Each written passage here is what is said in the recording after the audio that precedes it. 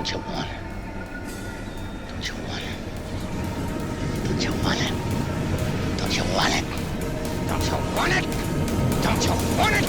Don't you want it? Don't you want it? You lose your little mind. 5, 10 lives. Minisode. Welcome to the Deadlights podcast, Mini. I'm your host, Mini Sam. Mini Leslie. The tiniest. And we're bringing you your mini episode. So small. So tiny. They are so small, it's crazy. Can you even see them? Open your eyes. Open and your you'll eyes. see. And today in our Minisode, because, we've watched a lot of foreign films over our 70 movies that we've watched on this podcast so far. And the most recent one was a French film. Mm-hmm. But we've watched a lot of other ones. And I feel like every time we watch a foreign film, we're like, God damn, for the most part, this movie's really fucking good. And I think it's purely because it just gives us a different perspective from a different part of the world. Hollywood is huge. Obviously, the United States has a massive hold on the film industry. I am so excited every time we get to pull a foreign film, though, because I just love seeing the different perspectives. So today, we're going to talk about some foreign films that we like. Yay! Yeah. Let's just, maybe let's each go through some movies or some foreign filmmakers that we like and just talk about them for a little bit. Well, one of my, I don't know how to pronounce his name. Okay. He's the director from The Lobster. The Greek Yeah, he's Greek. filmmaker. But he is coming up with a movie with Emma Stone. Okay. About where she is reanimated and it's supposed to look like, it looks really kooky. Mm-hmm. It has a very like Wes Anderson with Tim Burton kind of feeling to it. Mm-hmm. And it's supposed to be like this, because he writes romance, but it's kooky. Mm-hmm. I love The Lobster. It's one of my favorite films, and I saw The Killing of a Sacred Lamb, which we've mentioned in one of these episodes before, and that secured a spot as well in my heart for him. Did he also York? I believe York. Yeah, I'm you're so right. sorry. Yorgos Lanthimos. All right, you at least tried. You tried. Sorry, but yes. He also- He's one director that I love. He also did Dogtooth. Yes, right? he did. Okay. Which I haven't seen. I've read the premise of it, but I'm still scared to dive into that one. It seems a little intense. I've heard some things about that film. I've not seen it either, but it's in our bucket, so maybe we'll pull it. So, what about him? You kind of mentioned aesthetically what he's going for, but what about him really keeps you coming back? It's a different way of storytelling. But in the most, at least for The Lobster, what I really like is, you get to see a side of, what's his name? Colin Farrell. Colin Farrell's. Mm-hmm. That usually, like, I've seen him in, like, action movies and stuff like that. You don't get to see this, like, meek, monotone kind of person. I thought he was very suitable for this role, and it was a romantic movie. It deals with romance, but in the most bizarre way. Like, what animal would you be if love doesn't happen for you as a human? You get another chance as an animal. It's just the most bizarre concept. And it's a slow-paced movie, but it works for me. It is so odd. And I like when things are just kooky. Yeah. And that one for sure is kooky. Mm-hmm. Does he also set, because I've not seen The Lobster, I've not seen Dogtooth, I've not seen Killing of a Sacred Lamb. I'm not sure if I've seen any of his films, but does he set his films in Greece or Are they in America though? They're somewhere. Oh, Yeah. they're just somewhere. Yeah. You don't. It's not established enough for you to like be like, yeah, this is where this is at. Oh. Yeah, you just kind of presume they are in America because they're speaking English. Interesting. So, yeah. He has other films that are Greek, so they are speaking that language. So I'm pretty sure they're like set there. But at least from Dogtooth on, everybody speaks English, so therefore maybe in America. Interesting. But it's not specific. no. Which kind of makes it otherworldly too, because if you're not specific about where you are, we could be anywhere. And you know the lobster, and he's right now diving into everything.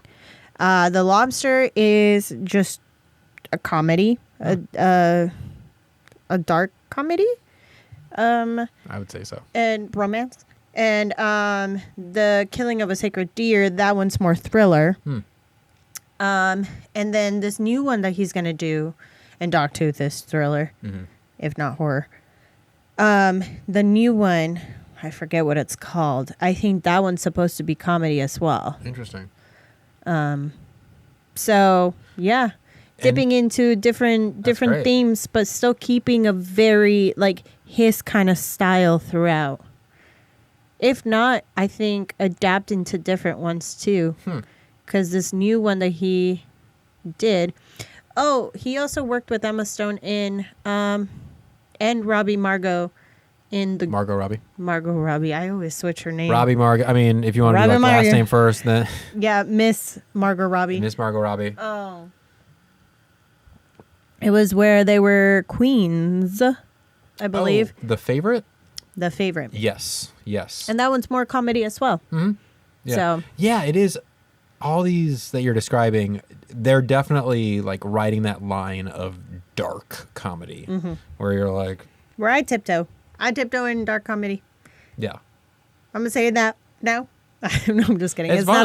not a. I like that though. Dark comedy feels closer to life though sometimes, because life is funny, but life is also dark sometimes. Oh yeah. So it almost feels like more true to real life, even though we're talking about what animal do you want to be if love doesn't work Yeah. out. Great, Yorgo. Here we go. Love you, brother.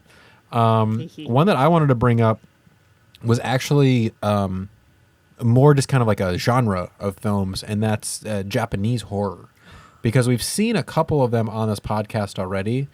That being like Audition, and then we watched House too, and something that I absolutely love about these Japanese films is the beauty. You know, almost every frame is beautiful. They know how to make such a pretty picture within the camera that a lot of them are slower burns, or at least the ones that I've watched are slower burns, but it's okay because the things that you're seeing are so pretty or Right. so it's just a different way of viewing literally through the lens. And for me, I love seeing that because it's pretty, and it's not a way that I would ever think about shooting something. Have you seen The Ring? The Rangu? I've not seen Ringu. I've not seen it. It's also very pretty, and it's also a slow burn. They do that well. They do. They do. Set you in kind of the story slowly, and then all the while you're getting these beautiful shots. Like, I still think about Audition. Like, I still think about that movie, and like some of the frames in that film are so pretty, and that movie is so horrifying. It's crazy. It's like this massive juxtaposition that they can play with so well. And then House, I know you weren't here for that, but I was in the background. you were in the background? Figured. That was more of like a they were trying to go for more comedy in that, and like ridiculousness. Still, some of those pretty shots I've seen. Like, even in a movie that is supposed to be wacky and fun and funny, I'm still finding frames where I'm like, God damn, that's so cool. That looks so nice. Like, how did you, like the sunsets? Wow, how did you do that? So I just appreciate J horror for that aspect alone of they're taking this filmmaking super seriously. Like they are making these films that are supposed to be, quote unquote, just horror movies and making them artful films and look pretty. So Japanese horror. I just want to highlight that for a second. Because good thing you did, because they do make some really good films over there too. I haven't tapped into anything else besides like horror. But Korean horror is also fucking scary as shit. God damn.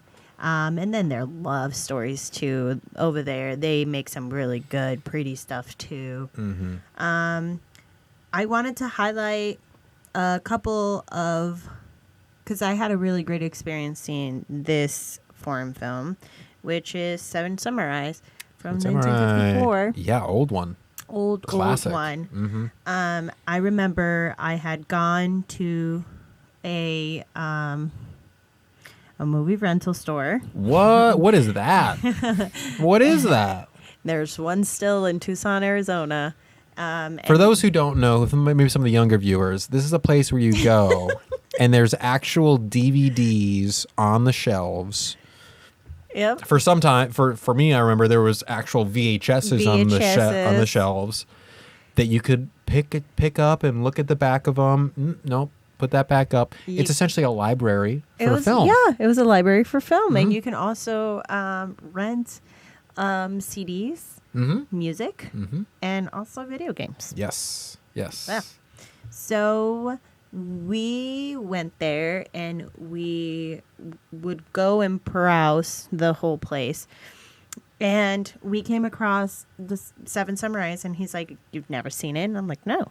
So then what we did is we rented the first half. We watched it, and then we had to go and rent the second half. And that was a lot of fun. I liked it being a two-parter. It was extremely long, but never boring. It was so much fun. And if I remember correctly, I believe that is either that film. Was it that film or another film? There was a malfunction in one of the blood that like somebody got sliced and then the blood just spurted out, and that is how in the Japanese in anime, that is why blood spurts out that way, because of that malfunction that happened. Oh wow! It was such a popular mishap that then influenced the rest of society and the way that they portrayed, cuts and stuff. Which then extends to, like, I think of that with like Kill Bill. Like every slice is just a spurt. It's like so hyper violent that a mistake like influenced an entire culture's aesthetic. Yeah. Wow. I and again, please don't go after me. It might be the Seven Samurais. It might be another Japanese film, but I know that it was one of the earlier films. But man, what a great freaking story and journey. And yes, it's shot in 1954, so it's black and white, but it doesn't feel like it to me. Yeah. I think that is another, great reason why people need to watch black and white movies. We're champions of black and white movies. Yes. We love when movies choose to do that. And we've watched a couple black and white movies, whether they chose to do black and white or whether because they had to. It does fuck me up when people still, like, when they chose to shoot in black and white in the 70s or even 60s, and I'm thinking they're much older. But no, it was just an aesthetic choice. Yeah. Because for a while, people were like, color is not the way. Black and white is true film. So even through the 70s, you had people who were like, I'm trying to make a true film. And then even today, I mean, we get black and white films. And it's an aesthetic choice. Yes. I think it is a risk nowadays to shoot in black and white because it's not going to be a unfortunately, a high seller. I just don't get there's it. a better word to say. Profitable Yeah. for many people, Which sucks. unfortunately. Yeah, that sucks. Because, really? Like, we've seen some beautiful films that are black and white. The Lighthouse, Night of the Hunter, Roma.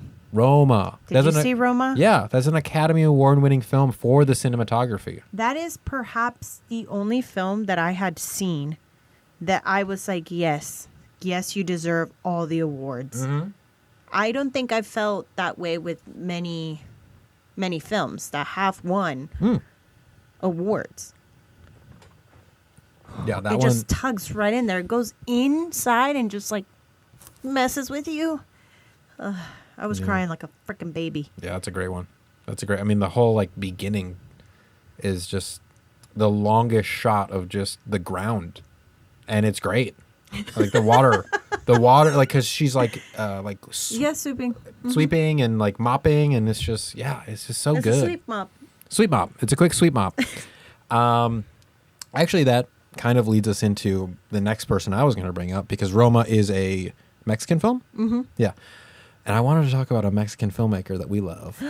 Guillermo del Toro. Like literally one of the best foreign filmmakers right now, at least in horror. What are you doing?